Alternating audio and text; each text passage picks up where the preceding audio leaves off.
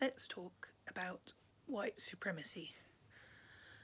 So the other day I saw a really great video shared to Instagram from TikTok, which was pointing out that, it's kind of our duty as descendants of oppressors to try to dismantle white supremacy by all means possible, including our magical practice.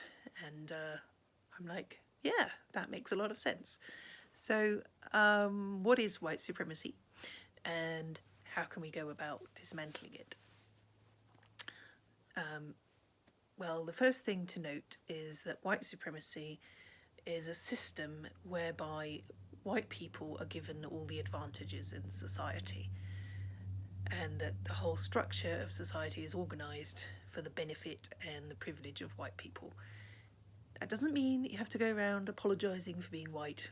It just means that this is clearly extremely unfair and we need to try to dismantle it.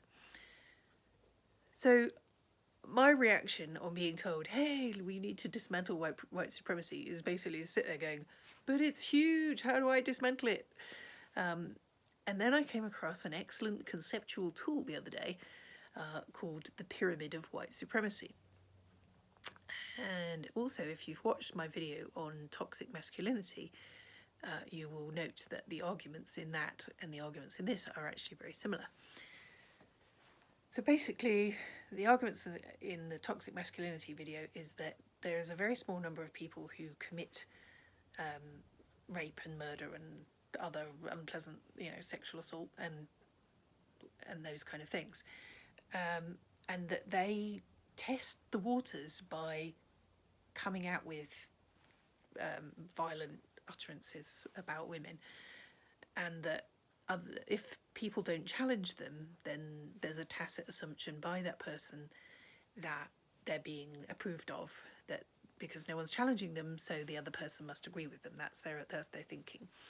And the same thing is true of white supremacy. So the idea of the pyramid of white supremacy is that at the top we have really violent, scary stuff like the KKK or, like overt genocidal violence towards people of colour. And then below that, there's kind of things like the school to prison pipeline and the way that the entire culture is organised for the benefit of white people, and the way that black people and indigenous people are continually criminalised and also at much greater danger from the police. And then below that, there's kind of sort of the more seemingly innocuous stuff, which it obviously isn't because it causes great psychological harm. And below that, there's things like not challenging that racist uncle at the family dinner party.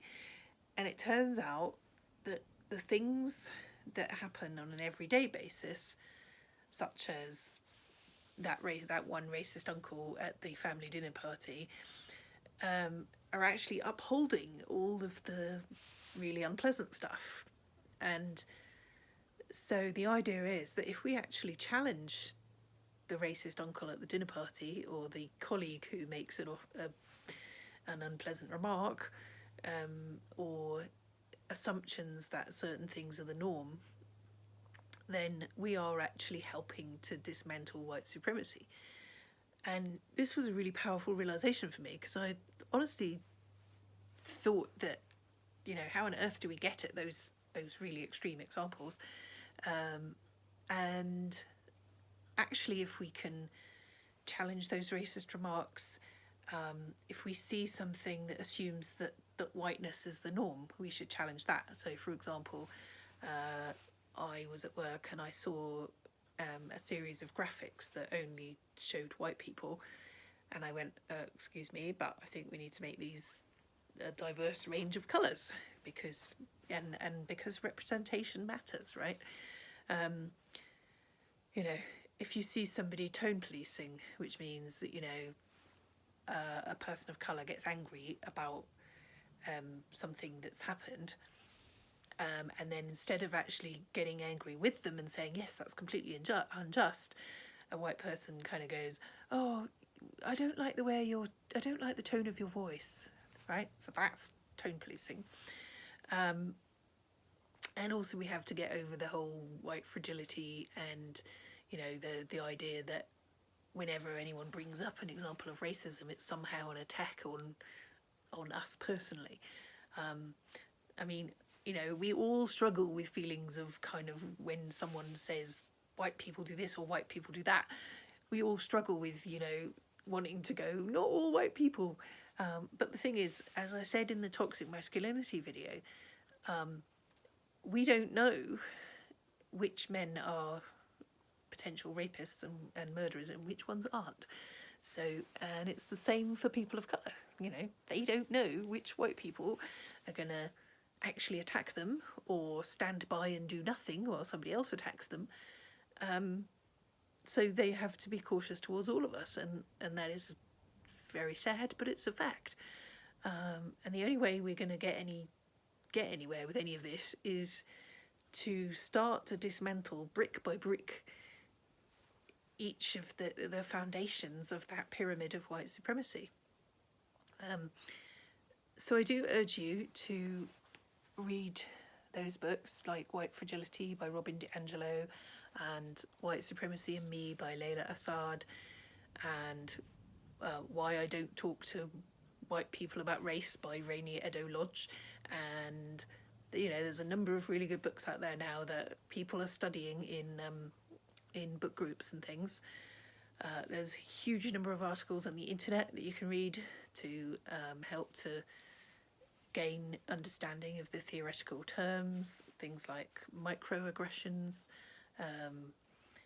and what black people mean when they say white tears. Because when I first heard the term white tears, I thought that it was white people being upset and crying about the oppression that's visited on black people, but not actually doing anything to dismantle white supremacy. So I thought, well, okay, I feel called out because I have been known to cry about oppression that happens to people, but I don't know I'm not necessarily putting my activism into it.